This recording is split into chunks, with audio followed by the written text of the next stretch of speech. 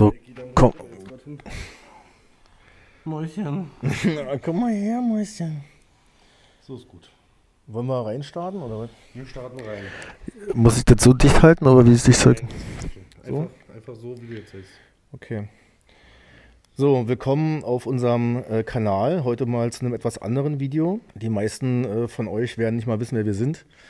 Wir sind Roli und André und wir sind die, würde ich sagen, Hauptgesichter hinter dem Mittwochskino. Und der Grund, warum wir diesen Film drehen heute, ist, dass wir nach 15 Jahren YouTube ein kleines Fazit ziehen wollen und vielleicht über Probleme reden möchten und euch vielleicht auch ein bisschen transparenter in die Probleme hinter den Kulissen mitnehmen wollen.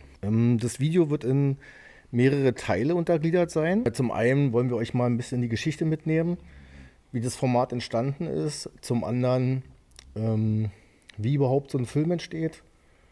Und natürlich, welche Probleme wir aktuell haben und was vielleicht die Lösungsansätze dahinter sind. Fangen wir mal mit dem Wichtigsten an, und zwar, warum es überhaupt den Kanal gibt und warum es überhaupt diese Mittwochskinos gibt. Früher hießen es Sonntagskinos, heute sind Mittwochskinos. Es hat vor 15 Jahren angefangen. Da haben wir mit wirklich sehr einfachen Mitteln einfach Filme über unsere Freunde und Hangarounds gedreht. Wir haben uns irgendwo getroffen und haben einfach die Kamera raufgehalten, haben irgendwelchen Quatsch gemacht und das zusammengeschnipselt. Und am Ende sind halt so die ersten Sauerkrautfilme entstanden über die Käfer und die luftgekühlte Szene so ein bisschen. So fing das alles an. Aber es waren sehr einfache Filme. Wir hatten auch keine Technik, wir hatten keine Mikrofone, wir hatten eigentlich nur einfache Kameras und ja, einfach nur Spaß. Das hat sich dann so ein bisschen verändert über die Zeit. Wir sind alles so Kinder der 2000er, würde ich sagen, was das Tuning angeht. Und das meiste in unserer Vergangenheit war geprägt durch Zeitschriften wie VW Szene, VW Speed, Opel Flash, was weiß ich, wie sie alle hießen. Und als wir mit diesem Film angefangen haben, war das wie so eine Art Erweiterung zu diesen Zeitschriften. Man hatte jetzt viel mehr die Möglichkeit, Menschen frei reden zu lassen, ihnen unendlich viel Zeit zu geben, ihre Story zu erzählen, ihr Projekt vorzustellen und irgendwie die Zuschauer mit auf eine Reise zu nehmen, was sie in Zeitungen nie machen konnten. Also in Zeitschriften war es meistens hochwertige Fotos plus Text. Fertig. Aber ein Film hat viel mehr Möglichkeiten gehabt, Emotionen rüberzubringen. Gerade weil viele Menschen auch ihre Autos schon so lange haben und so krasse Geschichten dazu erzählen können. Und das hat uns irgendwie fasziniert. Also das war so die Inspiration und der Grundgedanke hinter diesem Format. Das ist aber nie unser Hauptgeschäft gewesen. Also wir sind nie YouTuber gewesen, sondern das war immer ein Hobby oder so eine Sidequest, würde ich sagen. Also wir haben das immer nebenbei gemacht, so als Herzensprojekt, würde ich fast sagen. Also unser Hauptgeschäft und unsere eigentliche Unternehmung sind Textilien. Also wir sind seit 2009 ein Textilunternehmen und das waren wir auch schon immer und das werden wir auch immer bleiben. Aber wir haben halt gewisse Ideen gehabt, die wir gerne parallel umsetzen wollten. Wir haben halt daran geglaubt, oder wir haben besser gesagt diese Idee sehr gut gefunden, dieses Projekt weiter zu verfolgen und hatten dadurch, dass das Unternehmen gewachsen ist und das Textilunternehmen ist immer weiter gewachsen, hatten wir halt auch Gelder frei, um das einfach zu verpulvern. Also wir konnten einfach diese YouTube-Geschichte mit Geld versorgen. Da kam dann damals auch die Entscheidung, den ersten Videografen einzustellen, der wirklich nur das macht. Und wir dann regelmäßig Menschen zeigen konnten, die ihr Projekt vorstellen. Die Idee war nie, dass wir als Person vor der Kamera stehen. Also, dass wir heute hier sitzen, ist schon wirklich eine Ausnahme. Da hat keiner Bock von uns drauf. Da hatte nie einer Bock drauf und vielleicht bleibt es auch eine Ausnahme, keine Ahnung, weil wir eigentlich nicht unser Gesicht vermarkten wollen, sondern vielmehr die die Bühne den Leuten geben wollen, die eine Geschichte zu erzählen haben mit ihren Fahrzeugen. Das war immer der Gedanke und das bleibt auch der Gedanke dahinter. Aber wir wollen vielleicht ein bisschen mehr Licht ins Dunkel bringen. Das Geld ging dann halt von der einen Tasche von der linken Tasche in die rechte und wir haben es halt da einfach zum Fenster rausgehauen, also für uns aus unternehmerischer Sicht, und haben einen Film nach dem anderen gedreht. Und das nun mittlerweile, ich glaube, in der Fülle sind es bestimmt schon 10 Jahre, glaube ich. Genau, ja. Roli macht das jetzt bei uns seit 6 Jahren, also Roli ist über 6 Jahre, 2019 hat Roli bei uns angefangen. Das ist wahrscheinlich auch die Person von euch, die die meisten kennen werden. Seit 6 Jahren fährt er halt durchs Land, also zu 90% alleine, manchmal fahre ich auch mit und dreht halt die Videos, die ihr jeden Mittwoch seht. Das mal kurz zu der Geschichte.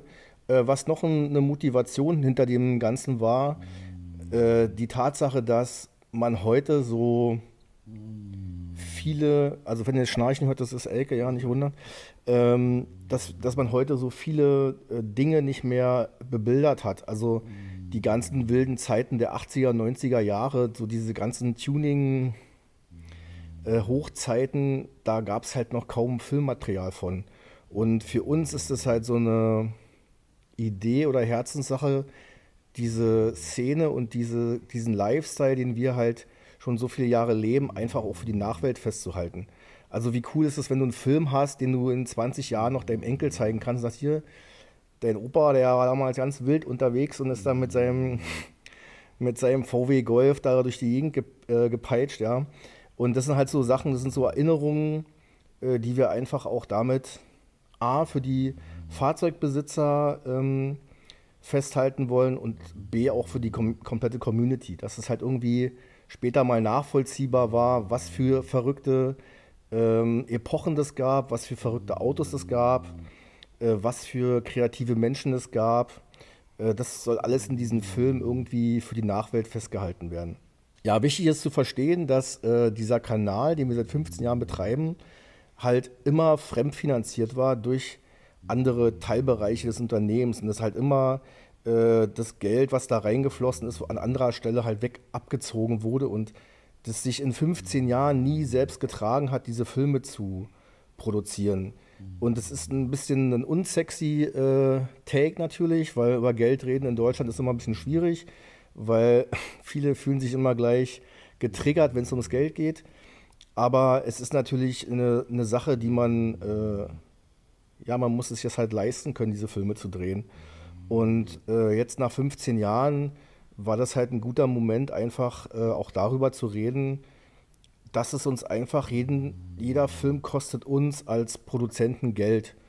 Und wir sehen uns immer dem Vorurteil gegenüber, wir würden Millionen mit diesem Kanal verdienen und wir würden extrem viel Geld mit den Filmen anderer Menschen verdienen und wir würden andere Menschen für unser Reichtum ausnutzen und keine Ahnung, was manche Menschen sich da zusammenreimen, bla bla bla, 1000 Geschichten, die halt einfach nichts mit der Realität zu tun haben.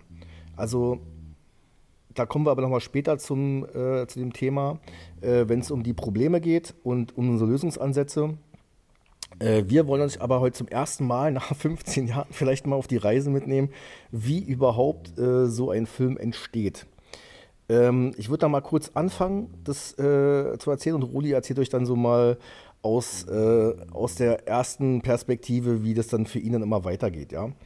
Also wichtig für euch, aktueller Status ist, dass 4 Personen an einem Film arbeiten. Dabei hat Roli natürlich den Löwenanteil, also Roli dreht die Filme, wie gesagt, zu 95-90% alleine. Roli fährt alle Fahrzeugbesitzer an. Das ist komplett durch ganz Deutschland, mal auch Österreich, also überall hin. Unser Reisemobil hat auf jeden Fall schon einige Kilometer gesehen. Er schneidet die Filme natürlich im Nachgang und das ist natürlich der Löwenanteil hinter diesen Film. Ja. Dann haben wir eine Person, die sich komplett um die Organisation und der Planung der Drehs widmet. Das heißt also, die Kommunikation mit den Fahrzeugbesitzern im Vorfeld, E-Mails hin und her schreiben, Verträge machen, dann auch Locations im Vorfeld abklären, für Roli die Routen planen, wo er langfahren muss und so weiter und so weiter. Das macht eine Person und dann haben wir noch eine Person, die die kompletten Grafiken in den Filmen macht, das heißt also Thumbnails macht, die Werbeeinblendungen grafisch umsetzt und so weiter und so weiter. Und dann gibt es noch mich, ich habe den unsexiesten Teil in der ganzen Geschichte. Ich bin halt derjenige, der versucht, das Ganze irgendwie zu finanzieren, dass alle anderen ihr Gehalt am Ende des Monats bekommen. Und parallel dazu bin ich noch dafür zuständig, die Filme zu bewerben und Social Media in allen möglichen Formen damit zu bespielen, dass ihr zum einen erfahrt, dass es was Neues gibt und ja, dass ihr halt immer den passenden Content für euch habt, egal ob TikTok, Instagram, was weiß ich, egal wo. Das ist dann meine Aufgabe. Ja, Roli würde euch einfach mal mitnehmen. Roli, erzähl doch mal, wie startet so ein Drehtag oder so eine Drehwoche für dich? Ja, wie sieht sowas bei mir aus? Grundlegend fängt es damit an, dass ich erstmal meine Termine gucke, wo ich überall hinfahre, wo sind meine Drehtermine. Drehtermin X ist jetzt quasi 8 Stunden entfernt, dann denke ich mir, okay, fahre ich auf den Sonntag los, weil 8 Stunden fahren und Mindestzeit 8 Stunden drehen ist dann doch schon ein bisschen lang für einen Tag. Also fahre ich Sonntag los. Und aus Kostengründen muss man einfach sagen, aus Liebe an der Kunst quasi, ne, penne ich quasi im Bus. Der ist auch soweit schon schön mir hergerichtet. Wir haben den Bus quasi als Camper so ausgebaut, so, dass ich da quasi alles drin machen kann, mehr oder weniger. Wenn ich noch meinen Grill einpacken, könnte ich quasi auch eine Bratwurst grillen. Ja. Wir kommen aber ein bisschen ab vom Thema. Wir kommen zum Drehtag. Ich komme da meistens früh, so um 10 Uhr fängt meistens so ein Drehtag an bei uns. Dann trifft man erstmal den Fahrzeugbesitzer und lernt sich erstmal kennen, trinkt einen Kaffee zusammen und dass der auch erstmal warm wird, weil so eine Person, so eine Fahrzeugbesitzer, die wir da abfilmen, niemand von denen hat bisher eine Kamera vorm Gesicht gehabt und die sind alle todesaufgeregt und todesnervös und die wissen gar nicht, was ihnen geschieht. Also gehen wir da ganz entspannt erstmal den Tag zusammen durch. Ich lasse mir da meistens so erzählen, was für eine Locations und die so vorbereitet haben, wo man zum Beispiel Fahraufnahmen machen könnte. Klamüsert man sich da eben halt durch, das dauert schon so ein bisschen Zeit. Da kann man ungefähr immer so eine Stunde mit einberechnen. Da macht man sich los, fährt die Locations ab und das Ganze, je nachdem, wir haben irgendwie, wenn ihr die Filme schaut, manchmal fällt das so gar nicht auf. Wir haben so 4, 5 Locations, die wir anfahren. Manchmal liegen die nah beieinander, manchmal liegen die aber nicht so nah beieinander, was so ein Drehtag extrem ziehen kann.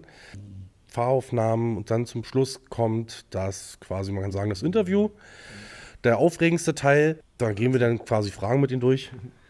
Du kannst ja mal kurz erzählen, wie viel Prozent der Fahrzeugbesitzer zittrig vor der Kamera sitzen und vielleicht auch mal für jeden, der vielleicht noch mal irgendwann vor unserer Kamera sitzen wird, die Angst nehmen, dass er versagt oder dass er schlecht dasteht. Erzähl doch mal, was du mittlerweile schon für Skills hast, Leute zu beruhigen. Ja, prinzipiell sind sie alle aufgeregt und dann jeder hat so seine Eigenheiten, da kann ich mal so einen Sprung so erzählen. Der eine Kleppert spielt quasi Stepptanz auf dem Boden, den muss ich manchmal so einen Teppich dann drunter legen, damit es nicht ganz so laut ist im Interview. Manche Leute bekommen auch einfach ein Feuerzeug von mir in der Hand, mit dem sie so ein bisschen rumspielen können. Und ich sage auch immer zu den ganzen Leuten, das Schwierigste am ganzen Interview ist einfach, sich vorzustellen und sich zu verabschieden. Das merkt man auch fast in jedem Video. Sobald die sich was merken müssen, kurz, kommen die alle ins Straucheln. Ne? Aber prinzipiell sind das alles keine gelernten Schauspieler, sage ich mal so, aber doch mein größtes Bemühen ist halt, dass jeder so authentisch wie möglich rüberkommt. Also auch, ich sag mal zu 90%, alles, was die Leute im Interview sagen, bleibt auch im Film drin. Und dann ist so ein Drehtag beendet und dann sind so 8 Stunden einfach mal vorüber. Das kann sich niemand von denen mal vorstellen. Bis zum Schluss, bis wir das Interview fertig haben, und dann sagen die, boah, der Tag ist ganz schön schnell rumgegangen. Ich sag, ja. Was war unser Rekord, glaube ich, 16 Stunden. Ja, in Österreich waren wir quasi 16 Stunden. Da war noch ein bisschen Zwischenzeit mit drin, ein bisschen warten. Auch das gehört dazu beim Dreh, das ist einfach tote Zeit. Dann fährt man quasi zum nächsten Dreh. Also ich handhabe das immer so, dass ich zum nächsten Dreh quasi vorfahre, mir da wieder einen Schlafplatz suche und dann entspannt im Bus penne. Wenn diese Drehtage so durch sind, dann kommen wir schon quasi in diese Post-Production. Ne? Also für alle, die es nicht wissen, was das heißt, das ist dann quasi einfach der Schnitt. Ich fahre nach Hause, mache dann quasi eine Nachbereitung. Ne? Das Equipment muss geladen werden, Speicherkarten müssen gesichert werden, die Daten müssen gesichert werden, der Bus muss aufgeräumt werden, der muss mal sauber gemacht werden. Ne? Das sind alles so Kleinigkeiten, die alles auch einfach so ein bisschen so nebenbei ein bisschen Geld kosten. Und sowas läppert sich. Und dann kommen wir im Schnitt die Frage, die wir immer bekommen, wie lange dauert denn so ein Videoschnitt? Das ist genau wie ein Videodreh, das kann man nicht genau beurteilen. Ich würde mal, also, es pegelt sich so ein bei ungefähr drei Arbeitstagen. Ne? Also 3 Arbeitstage, 8 Stunden, dann kann man sagen, ist so ein Video fertig. Es kann mal sein, dass es schneller geht. Es kann mal sein, dass es aber auch länger dauert, wesentlich länger, dass man am Video sitzt, ungefähr 2 Wochen. Es kommt ja auch noch die Kommunikation mit den Fahrzeugbesitzern im Nachgang dazu. Ne? Genau, da kommt noch die Kommunikation mit den Fahrzeugbesitzern dazu, wo ich dann quasi nach Bildern frage, die sie noch besitzen von den Fahrzeugen, die sie früher besessen haben. Oder manche Fahrzeugbesitzer besitzen dann ihren Golf schon über 20 Jahre und da müssen sie erstmal Bilder raussuchen. Also da sind wir auch immer auf die Leute angewiesen, dass sie so schnell wie möglich uns dann Bilder zuarbeiten, weil wir auch tatsächlich, kann man auch ehrlicherweise sagen, fast just in time arbeiten. Ne? Ja, also wir versuchen immer, also ich versuche immer, dass ich mir so ein bisschen mal einen Puffer rausarbeiten kann. Aber wie wir wissen aus der Erfahrung raus, klappt nicht immer so gut. Ja. Ich finde, das ist auch wichtig, dass man das vielleicht mal auch mal transparent darstellt. Wenn Roli, sage ich mal, eine Woche von 4 Tagen oder 5 Tagen weg ist, dass er dann, wenn er Donnerstag oder Freitag nach Hause kommt, dass er dann nächsten Mittwoch schon den Film bringen muss. Das heißt, er arbeitet dann auch weiter, ja. Also das, was man unter Arbeitszeitbetrug kennt, das macht Roli quasi andersrum. Er bescheißt quasi nicht seinen Arbeitgeber, sondern er bescheißt sich selbst. Er arbeitet einfach mehr. Und das ist halt, viele, glaube ich, die diese Filme sehen, haben das über die Jahre ohne jemanden zu nahe treten zu wollen, weil ich kann das in gewisser Weise auch nachvollziehen, weil wir so viele Jahre nie darüber gesprochen haben und auch nie wirklich Einblicke hinter die Kulissen gebracht haben, dass man den Aufwand dahinter gar nicht nachvollziehen kann. Mal ein Beispiel, wenn Roli im Saarland oder an der belgischen Grenze einen Film dreht und dann nachts nach Hause fährt, 800 Kilometer, dann kommt er hier an, dann schmeißt er die ganzen Sachen an eine Ladestation und dann setzt er sich den nächsten Tag hin und versucht für den nächsten Mittwoch aus den Materialien der letzten Wochen davor einen Film für euch zu schneiden. So, das ist halt wirklich Hardcore und das ist halt auch für uns es entstehen dadurch natürlich auch Fehler, ja, weil auch wir ja dieses YouTube-Game parallel zu unserer eigentlichen Arbeit machen.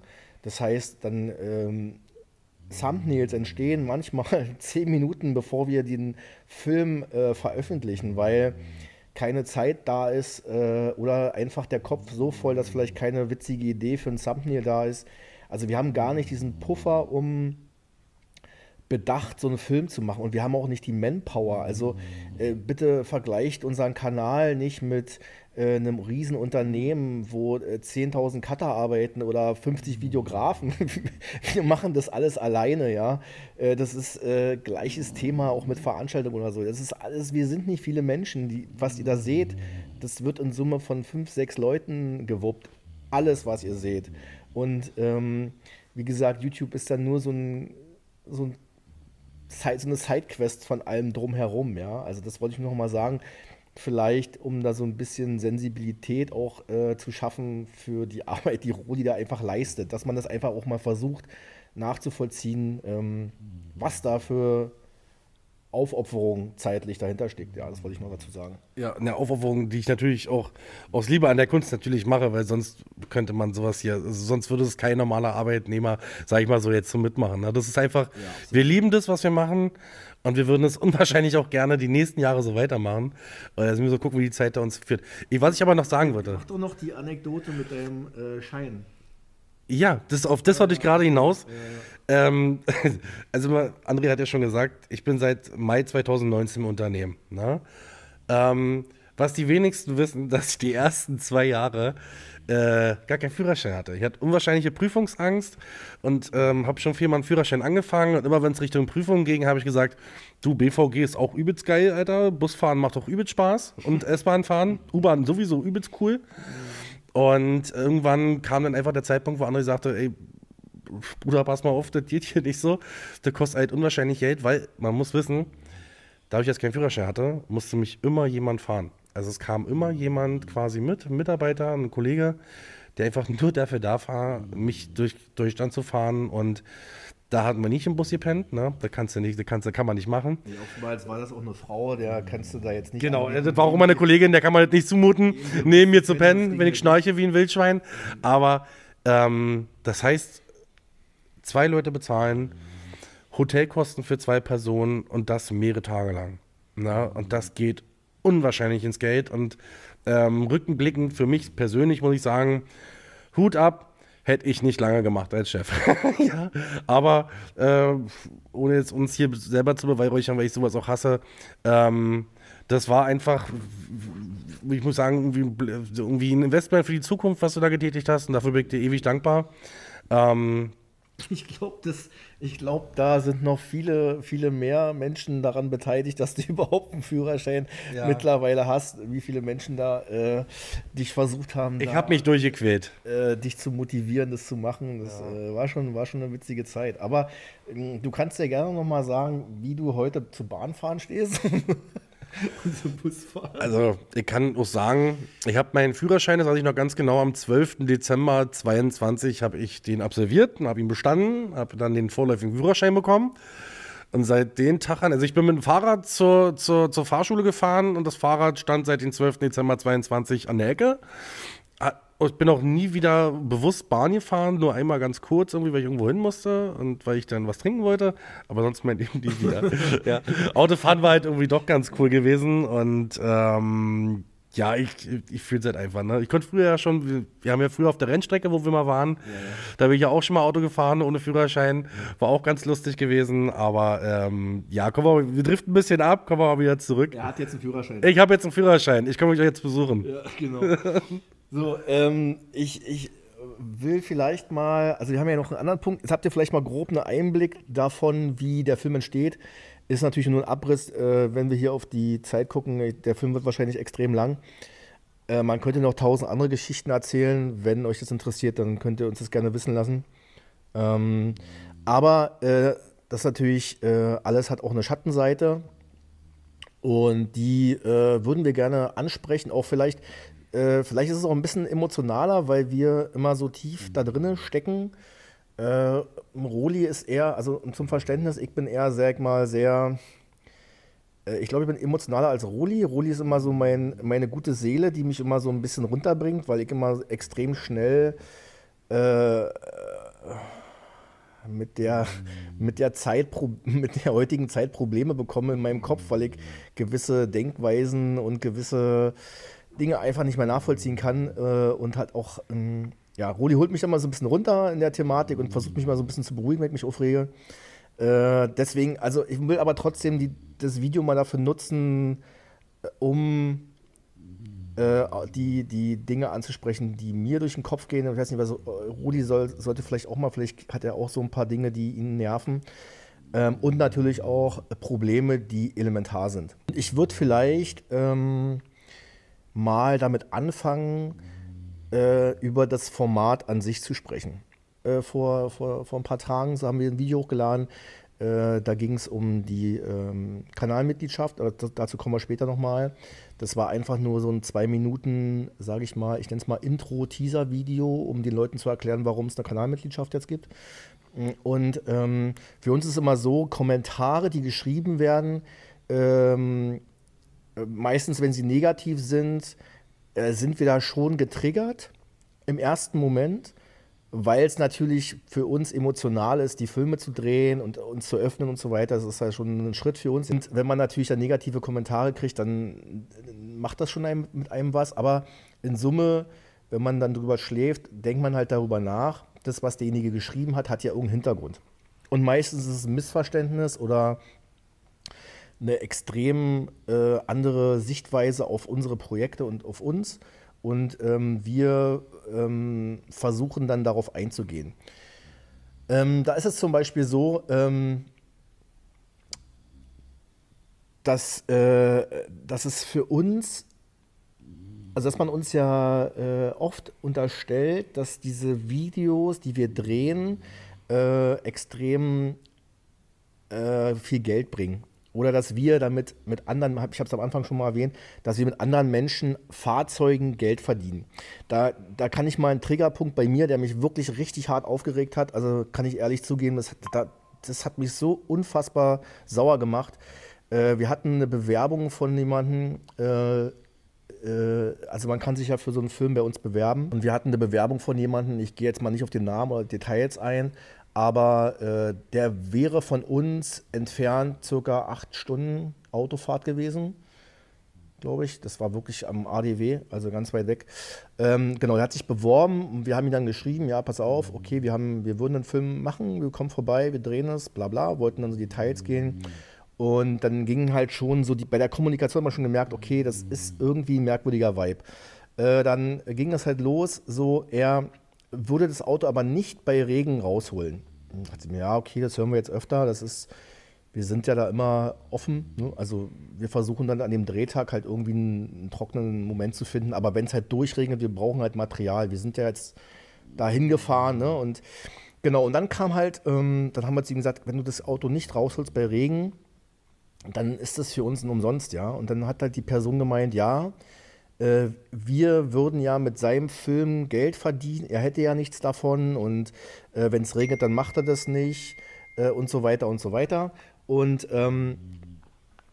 hat halt immer wieder darauf bestanden, dass wir halt, also er hat uns halt das Gefühl gegeben, wir sollten glücklich sein, dass wir sein Fahrzeug abfilmen könnten. Und wenn es regnet, sollen wir halt einfach zum nächsten Termin fahren. Es ist ja egal, weil in der Reise ist er ja nur einer von vielen so, ne? Und so in die Richtung ging es. Und da habe ich so gemerkt, okay, das Verständnis für unsere Arbeit ist irgendwie völlig falsch. Also A, was das Geldverdienen angeht, B, was den Respekt vor der Arbeit angeht, C, was es halt so eine gewisse Selbstverständlichkeit irgendwie widerspiegelt. Also dass man halt denkt, das ist alles so selbstverständlich, wir fahren hier gerne los, wir binden uns gerne stundenlang Arbeit an der Backe für andere und also man muss halt verstehen, so einen Film zu drehen in dem Aufwand macht heutzutage keinen Sinn mehr, weil man das als Businessmodell macht, ja. Also jeder von euch wird TikTok und Co. kennen. Also wir könnten, wenn es nur um Reichweite und um Klicks geht, könnten wir mit einem Bruchteil der Zeit 1000 Millionen Klicks generieren, ohne dass wir 1 Meter nach draußen gehen, ja. Alle Angaben ohne Gewehr. Ja, ich kann gerne mal so ein paar Beispiele einspielen. Ja, ich kann mal ein paar Videos einspielen, die uns 10 Minuten gekostet haben. Ja, wirklich, nicht mal 10 Minuten. Nicht mal 10 Minuten. Und die haben in einem Tag hunderttausende Klicks gebracht, so, ja. Also easy. Also nur zum Verständnis, diese Filme zu drehen, die dann am Ende auch noch subjektiv geklickt werden. Das heißt, wenn jemand das Fahrzeug, was im Thumbnail ist, nicht interessiert, klickt er das nicht. Das heißt, die Schwankungen der Klickzahlen auf unserem Kanal, die gehen hoch, runter, weil jeder guckt nur das, was ihn am Ende interessiert. Das ist ja, dieses ganze Format ist überholt. Also es ist nicht mehr zeitgemäß, ja, das muss man halt einfach verstehen. Dieses Format ist was für Liebhaber. Das ist halt wirklich für Leute, die sich da hinsetzen wollen und Menschen 15 bis 20 Minuten dabei zuhören wollen, wenn sie über ihr Auto reden. Das ist in der heutigen Zeit einfach nicht mehr zeitgemäß. Das muss man einfach ganz klar sagen. Und das ist halt ein Problem, mit dem wir zu kämpfen haben. Aber wir glauben halt trotzdem an die Sache an sich, dass dieses Thema halt festgehalten werden sollte. Das nächste Problem, mit dem wir zu kämpfen haben, ist einfach auch die Tatsache, dass heutzutage die Und was ist keine Kritik, ja, das ist einfach nur eine realistische Feststellung, dass Menschen brauchen halt feste Gesichter. Das heißt, ein YouTuber mit einem festen Gesicht ist viel nahbarer als unser Content, weil unser Content ist jede Woche eine neue Person. Also weil wir zeigen uns nicht. Wir sind nicht die Protagonisten in den Filmen. Wir sind die, die hinter der Kamera stehen oder hinter dem Projekt. Wir zeigen euch. Also unsere Plattform, das seid ihr. Deswegen heißt übrigens auch Sauerkrauts mit S am Ende, weil das ist kein Verein, sondern das soll in dem Namen einfach widerspiegeln, dass es eine Gemeinschaft ist. Dass es eine Gemeinschaft ist von Menschen, die die gleiche Leidenschaft teilen. Das ist übrigens das S hinter Sauerkrauts. Ja, deswegen ist es kein Verein. Genau, und das ist auch so ein Problem. Dadurch, dass wir nicht personengebunden sind, kämpfen wir halt auch immer wieder mit schwankenden Klickzahlen, dementsprechend schwankenden Werbeeinnahmen, dementsprechend schwankenden allen. Ja, also das ist ein Thema. So. Und zudem kommt noch dazu, dass Plattformen wie TikTok oder Instagram und so weiter viel schneller konsumiert werden und die nachwachsende Generation zum größten Teil diese Aufmerksamkeit gar nicht mehr Filmen wie unseren schenken möchte. Weil das ist halt eine Geschichte, die erzählt wird. Das ist halt kein 2-Sekunden-Clip, den man dann wegswipet. Man nimmt sich Zeit dafür. Man schaut sich das an und es sind keine schnellen Schnitte, da stirbt niemand, da explodiert kein Auto, da gibt es keine Crash, da gibt es keine. Das ist halt einfach ein realistisches gute Laune-Ding einfach, ja. Und Genau, was ich dazu sagen wollte, das, was du beschreibst, ist quasi, also das, was ich versuche, ein zeitloser Schnitt. Also wir versuchen jetzt nicht krampfhaft jeden Trend zu folgen in Videos mit explosionsartigen Schnitten und dies, das, Ananas. Das ist alles cool. Das ist für die Plattform, für Instagram und sowas, finde ich das auch alles toll. Das macht aber an unserem Format, macht das einfach keinen Sinn. Wir brauchen was Zeitloses, was Langes, wo sich auch die Person, die das anguckt, auch wirklich auch mal in Ruhe hingucken kann bei Details an Fahrzeug und sowas. Ja. Wenn ich dir aber nur eine halbe Sekunde zeige und dann noch kreischende Musik noch reinmache, dann bringt es einfach am Ende keinem was. Ne? Ja, genau. Also und da muss ich ehrlich jetzt wegen der emotionalen Seite auch sagen, dass mich das halt auch demotiviert. Also ich muss wirklich sagen, mich demotiviert das, dass mich damit abzufinden, dass diese Art von Arbeit, oder Projekten, die wir machen und die wir aus kreativer Sicht erstellen, einfach nicht mehr zeitgemäß sind. Also es ist schon schwer, sich damit anzufreunden, aber wir sind, glaube ich, was das angeht, so ein bisschen ältere Schule und ja, wir sind halt keine 18 mehr, ja, so. Und wir sind auch dieser Instagram-TikTok-Film, der ist uns einfach auch zu schnell, so.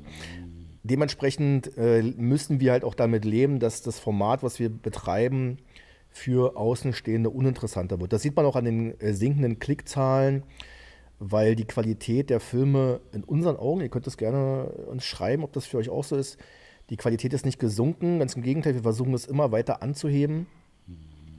Aber Klickzahlen sinken, Interesse sinkt, also die Leute haben kein Interesse mehr, andere dabei zuzugucken, wie sie sich vorstellen. Ne? Die Leute finden es zum größten Teil nur noch interessant, wenn sie selber davon einen Benefit haben. Also wenn sie selber entweder vor der Kamera stehen oder, weiß ich nicht, wenn sie was davon haben. Aber sie haben ja in Summe nichts davon, wenn jemand anderes sein Auto zeigt. Ganz im Gegenteil, sie finden es dann meistens zueinander scheiße. Was uns zum nächsten emotionalen Problem bringt, was wir, glaube ich, beide haben, aber ich glaube, ich bin da ein bisschen angefasster als du. Das ist halt so diese Kommentarsektion, ja. Also wir haben ja auf verschiedenen Plattformen verschiedene Charaktere, die immer das Gleiche kommentieren. Und dazu möchte ich einfach noch mal was sagen.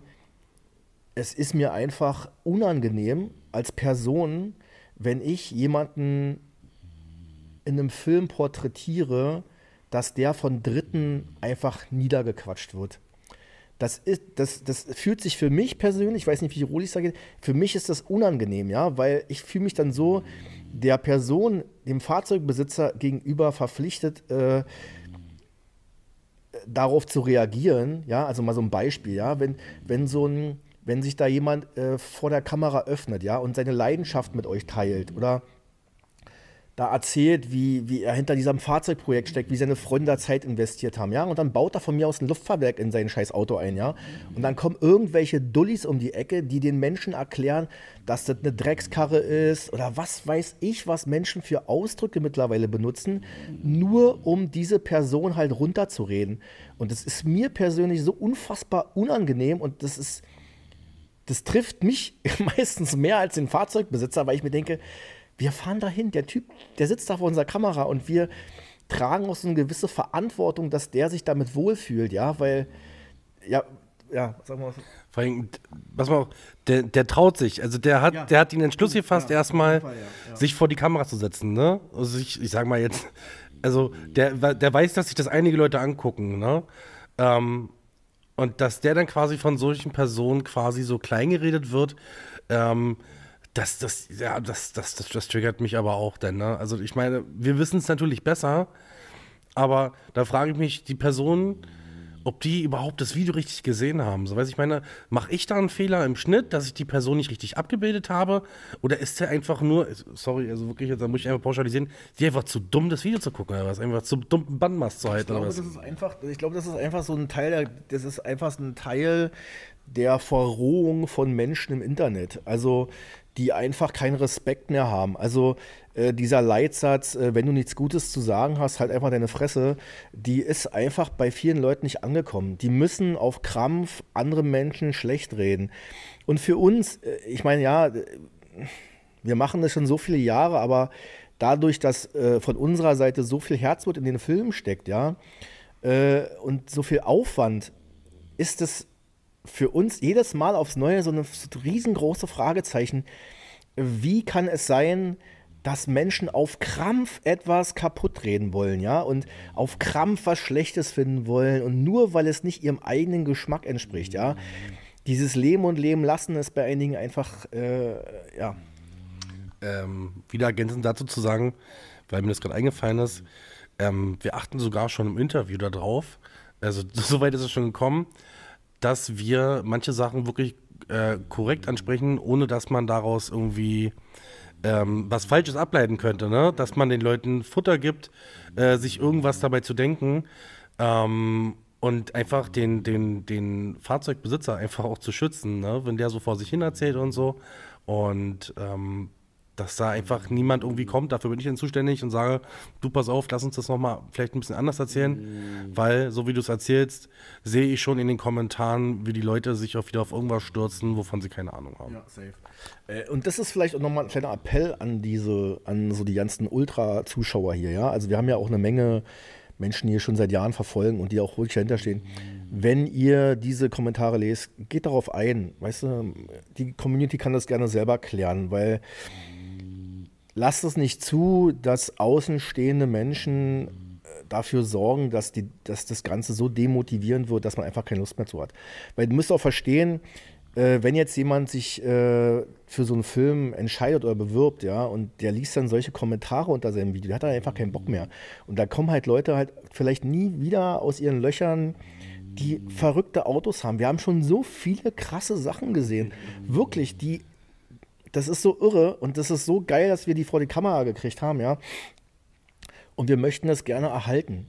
Was uns zum nächsten Problem bringt. Wir wollen eigentlich mit dieser Plattform kein Click-Farming betreiben und kein Cycle-Jerking, ja. Das heißt also, wir gönnen jedem Influencer oder jedem Z-Promi da draußen seine Klicks und seine Reichweite. Die haben aber ihre Klicks, die haben ihre Reichweite. Das Problem ist, dass YouTube und Social Media leider nur noch so funktioniert, dass diese Vernetzung von Leuten, die Reichweite haben, mehr Reichweite bringt. Das ist aber genau konträr zu unserer Idee. Unsere Idee ist, Leuten eine Reichweite zu geben, die sie halt nicht haben. Das heißt, Menschen zu porträtieren, die ein geiles Fahrzeug haben, aber vielleicht nicht 100.000 Follower irgendwo. Die vielleicht nicht Bock haben, einen Social-Media-Kanal zu pflegen. Die Bock haben zu schrauben. Die Bock haben, ihre Individualität in ihr Fahrzeug zu bringen. Und die wollen wir halt zeigen. Manche, die zum Beispiel gar kein Instagram haben. Ja, genau. Die gibt es nirgendwo. Ja, hatten wir ja gerade erst. Ja, genau. Genau, und die wollen wir vor die Kamera locken. Und das Problem dabei ist, nimmt man diese Menschen, hat man weniger Klicks, weil die natürlich kein Multiplikator für das Format sind, sondern das ist halt ein ganz klarer Fall, die kennt man nicht, wer ist das, die will ich mir nicht angucken, kenne ich nicht. Aber das ist halt das nächste Problem, mit dem wir strugglen. Wir sind halt der Meinung, richtige Schrauber, also es gibt so ein bisschen, es gibt mehr Schrauber als Influencer oder Social Media begabte Menschen da draußen. Ja, es gibt so viele Leute, die geile Sachen aus Metall oder aus was weiß ich bauen, die aber gar keine Lust darauf haben, sich Social Media zu präsentieren, die wir aber versuchen zu erreichen und irgendwie euch zeigen wollen. Das heißt, wir sind auch in gewisser Weise auf die Community angewiesen, dass diese Filme trotzdem geguckt werden, trotzdem supportet werden, auch wenn ihr die Leute vielleicht nicht von Social Media kennt. Weil unsere Plattform soll halt mehr für die Leute sein, die man eben von sonst nicht wirklich groß kennen sollte. Wir haben das ein paar Mal probiert, wir haben schon so einige bekannte Gesichter aus der Szene porträtiert. Oder wir haben auch so die ein oder anderen Gesichter, sage ich mal, dazu gebracht, dass sie überhaupt jetzt bekannt sind in den letzten 15 Jahren. Aber in Summe hat es uns nur teilweise befriedigt, weil diese Menschen sind ihren eigenen Weg gegangen, auch ohne uns. Das war jetzt kein, man kannte ihre Fahrzeuge, man kannte ihre Arbeiten und ob es uns jetzt gegeben hat oder nicht, wäre scheißegal gewesen, weil sie hatten ihre eigenen Kanäle und sie konnten ihre eigenen Sachen auch über ihre eigenen Kanäle vorstellen. Wir wollen mehr die Leute präsentieren, die das halt nicht in dem Ausmaß machen. Ja? Also, wie gesagt, jeder, der bei Social Media aktiv ist, der da Erfolg hat, go for it. Ja, finden wir super und wir unterstützen das auch. Und wir haben auch viele Freunde, die wirklich sehr erfolgreich mit den Dingen geworden sind, die sie bauen und auf Social Media machen. Das ist super geil und das können wir nur unterstützen. Aber wie gesagt, unsere Plattform soll halt mehr für die Underdogs sein. Das ist halt mehr so ein Thema für uns. Aber das funktioniert halt nur, wenn die Community trotzdem aktiv klickt, supportet und auch die Leute in den Filmen so ein bisschen unterstützt. Okay, das finale Problem, also eher das Problem, was uns, sage ich mal, so nicht am meisten beschäftigt, aber was am schwierigsten zu handeln ist halt der Kostenfaktor. Genau, da kommen wir jetzt dazu. Also wir haben jetzt über mehrere Jahre versucht, das Format rentabel zu machen. Ja, das kann man bei YouTube über viele Möglichkeiten, also Sponsoren oder Werbeeinblendungen und so weiter und so weiter. Das hat nicht funktioniert. Also der Aufwand, der finanzielle Aufwand, wir reden jetzt nur vom finanziellen Aufwand, hinter den Videos ist halt einfach größer als der Benefit dahinter. Wir haben das mal kalkuliert, also so ein realistischer Preis, ja, also wirklich kein Ist-Preis, weil jetzt ist alles auf Sparflamme. Deswegen pennt ja Roli auch im Auto, aber es ist ja kein Zustand. Das Auto ist auch immer wieder zusammengeschustert. Wir blenden mal ein paar Bilder ein, wie Roli da drin haust. Naja, es ist halt, also ja, andere würden das nicht machen, sage ich mal, aber du weißt schon, was ich meine. So, also auf jeden Fall kommen wir bei einem realistischen Preis für so ein Video bei ungefähr 2.500 € raus. Das ist es, was so ein Film uns kostet, ja, mit Anreise, Personalkosten, Schnitt, bla bla bla, alles. Fahrzeugverschleiß, Fahrzeugreparatur, alles mal kurz kalkuliert, wäre so ein Film ungefähr bei 2.500 €, der uns der kosten würde. Das ist ein realistischer Preis und wir schaffen das einfach nicht, diese Kosten irgendwie zu kompensieren. Das heißt, alleine durch YouTube verdienen wir im Monat durch Werbeeinblendung zwischen 1.400 und 1.500 €, die dann gegenüber 2.500 € stehen. Das heißt also, das ist komplett Geld verbrennen, schon immer. Komplettes Geld verbrennen, was natürlich an anderer Stelle einfach fehlt. Ja? Das muss man einfach ganz klar sagen. Diese Summen, um die es da sich dreht, fehlen halt dann als Investition in andere Bereiche des Unternehmens, ja? In wichtigere Bereiche oder in eigentlich unsere Kernbereiche. Das heißt, wir müssen irgendeine Lösung finden, das Format finanziell tragbarer zu machen. So, dazu haben wir ein Video gemacht, erstmal so ein Intro-Video über diese Kanalmitgliedschaft. Da kamen auch schon wieder so Kommentare von wegen, wir sollen Spenden annehmen. Freunde, dazu noch ein kurzer Einschub von mir. Dieses in der Autoszene Spenden annehmen, da kriege ich rote Augen, wirklich. Also das kann ich moralisch einfach nicht vertreten, mir Spenden überweisen zu lassen. Spenden tue ich für arme Kinder, die das zu fressen haben, aber nicht für einen YouTube-Kanal und nicht für sonst irgendwelche Luxusdinger. Nee, sorry, aber ich will keine Spenden für irgendwas. Also das geht einfach gar nicht. Ich glaube, das spreche ich auch für uns beide. Spenden hat für uns ist ein moralischer Wertekompass, den wir da vertreten. Und das ist nicht für automobilen Content, das ist nicht für Autos, das ist nichts aus dieser Bubble.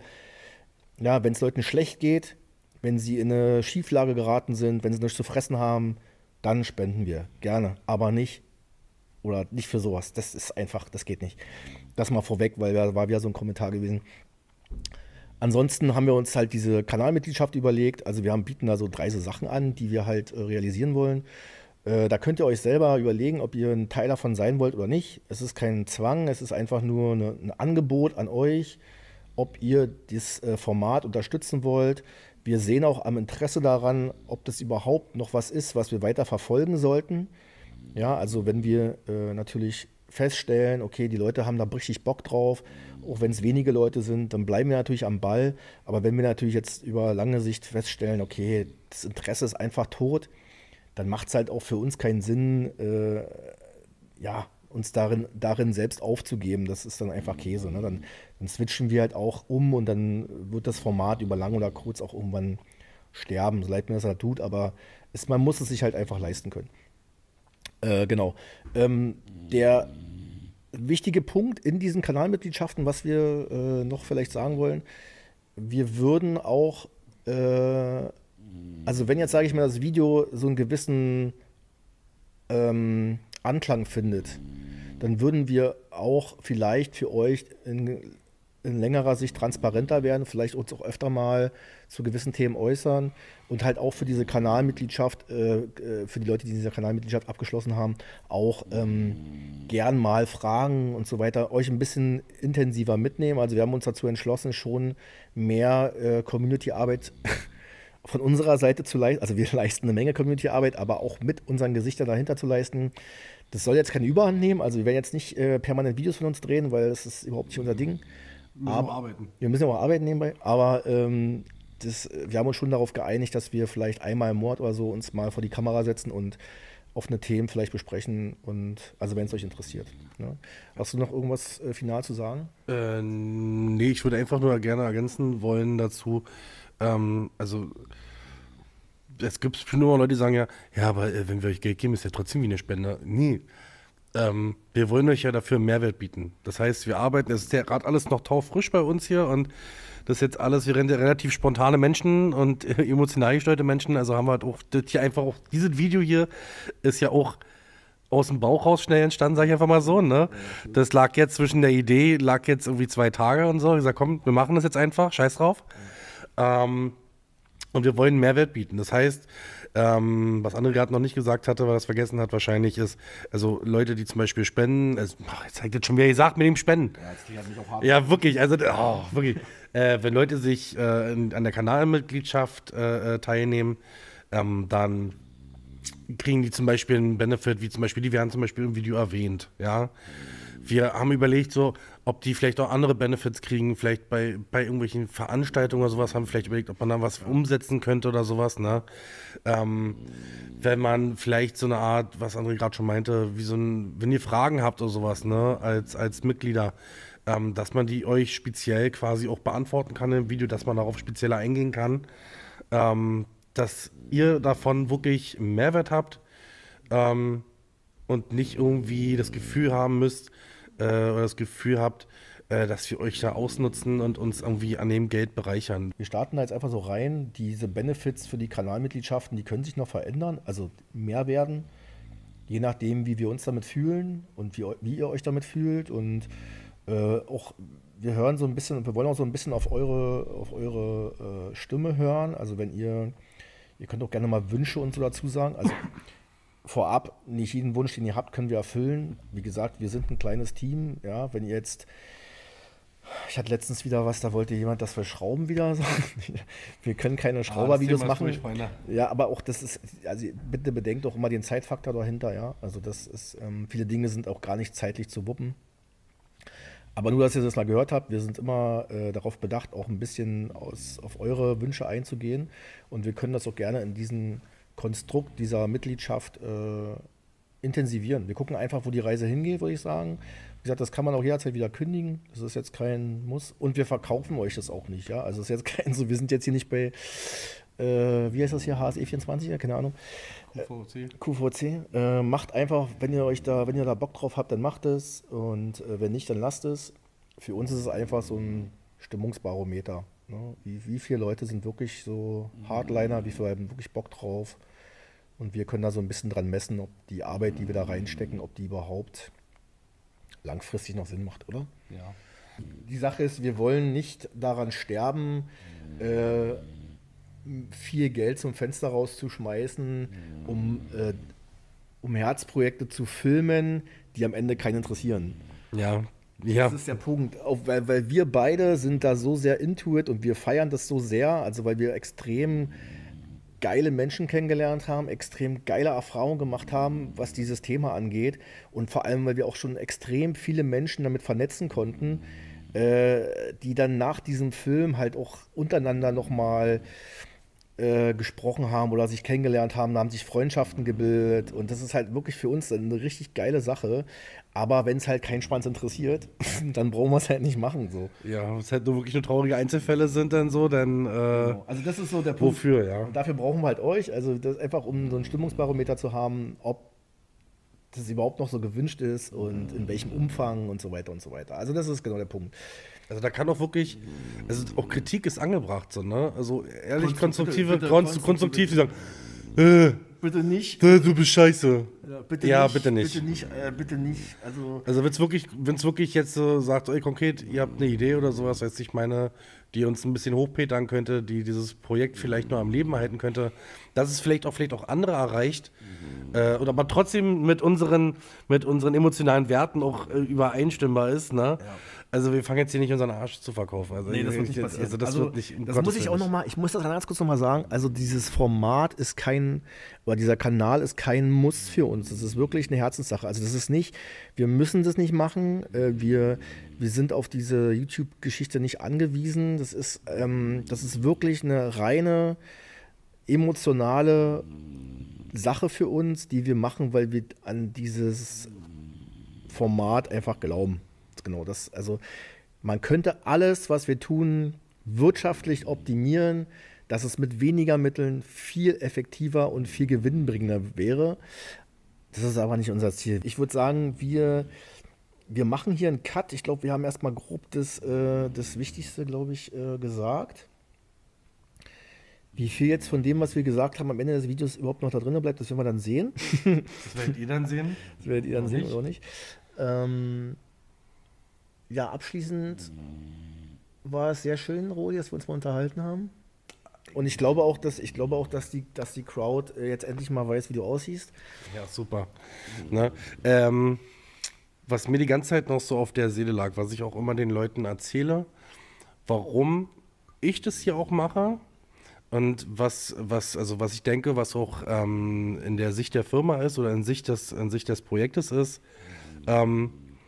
Ich möchte Leute animieren mit den Filmen, deswegen sind die auch immer so geschnitten, dass sie teilweise Nerds befriedigen, ja, oder teilweise auch Leute, die überhaupt gar keine Ahnung haben von Autos, ne? Dazu schließe ich mich mal mit ein, ne? Dass die auf unser Video stoßen und sagen, was ne für ein Auto? Das habe ich ja noch nie gesehen. Oder sieht ja richtig gut aus. Dass die Leute so sich dann finden am Handy und dann bei Kleinanzeigen gucken, was so ein Auto kostet. Und die vielleicht auch in die Szene mit reinzuholen. Das wollte ich dazu noch sagen, dass wir nicht einfach nur unsere Bubble befriedigen, sondern dass ich auch versuche, dass wir auch versuchen, neue Leute zu akquirieren für diese Szene. Genau, dass wir nicht dass das eine Inspiration wird, auch für Leute. Ich sage immer, ey, weißt du, da ist Jens, der liegt in seinem Bett, ist eingepennt bei YouTube, wacht auf und läuft auf einmal ein Sauerkraut-Video. Und da ist Detlef, der quatscht gerade von seinem Auto und Jens sagt, geile Karre, Alter, will ich auch haben. Ne?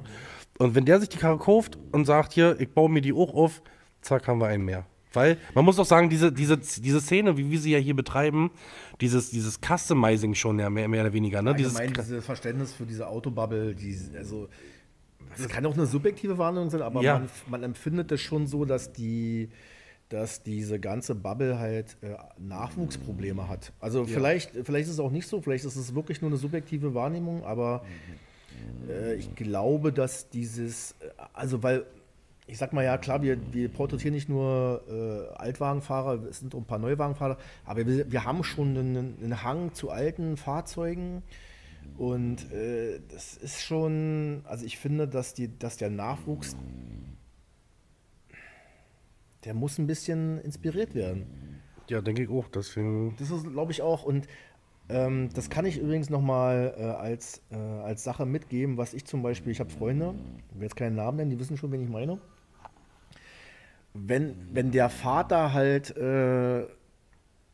vor 16 oder 17 Jahren ein Projekt mit uns gebaut hat, ja, und sein Sohn damals 1 Jahr alt war oder keine Ahnung, da 20 Zentimeter groß neben diesem Projekt sitzt und nach 16 oder 17 Jahren der Vater mit seinem Sohn immer noch diese Projekte zusammenbaut und man jetzt mit dem Sohn zusammen Events besucht, das ist so ein geiles Gefühl, wenn du siehst, wie diese Generation nachwächst oder wenn diese Begeisterung für dieses Thema am Leben gehalten wird.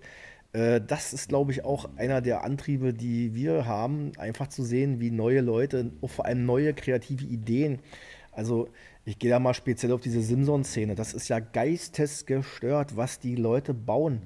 Also wenn man das zurückblickend vor 20 Jahren, wenn man das mit heute vergleicht, also was da, ich will jetzt nicht Kids sagen, ja, das klingt so ein bisschen altbacken, aber was da junge Leute einfach für Kreativität reinstecken, einfach nur geil. Und das ist halt, ich finde es einfach super, dass das passiert und ich möchte das halt gerne auch mit diesem Format oder wir möchten halt einfach auch mit diesem Format weiter fördern, dass Menschen sich ausleben.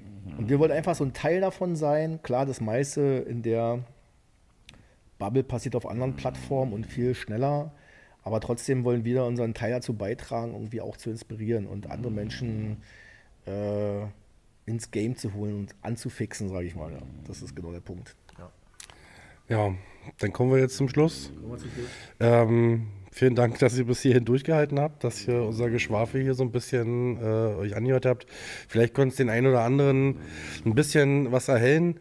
Auch mal, dass er vielleicht was Neues gehört hat oder dass ihn das Konstrukt Sauerkrautsmagazin und auch die Firma Sauerkrauts ein bisschen näher gebracht worden ist. Wir bedanken uns erstmal für alle, die bisher schon irgendwie an der Mitgliedschaft im YouTube-Programm schon teilgenommen haben. Wie es in den eigenen Videos, wie es in unseren Videos auch immer ist. Vielen Dank fürs Zuschauen. Wenn euch das Video gefallen hat, lasst gerne ein Like da. Abonniert den Kanal von Sauerkrauts. Ich finde die Jungs und Mädels machen hier eine gute Arbeit.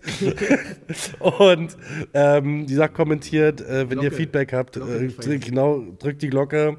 Es gibt auch eine neue Funktion, die schon ein bisschen älter ist. Hypen, das Video hypen, das ist auch immer sehr wichtig. Und ansonsten wünschen wir euch einen schönen Tag, Abend oder Nacht. Genau, Danke. Auf Wiederschauen. Ciao, ciao. Danke, Ende.